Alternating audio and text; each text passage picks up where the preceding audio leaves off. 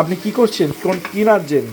ডিমের ভুজি। হ্যাঁ, ডিমের ভুজি। বাহ, উনি পুরো ডিমের ভুর্জিটা একা নিজে হাতে রাঁধলেন।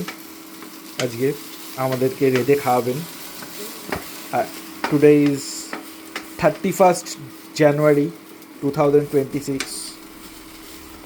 আপনি একটুখানি আপনার নামটা বলবেন? আমার নাম সুফিক চ্যাটার্জি। বাহ বাহ, এটা ডিমের ভুর্জি রাঁধলেন। দেখুন আপনি, কালারটা খুব সুন্দর এসছে ডিমের ভুর্জির। দেখুন এত সুন্দর কালার এসছে।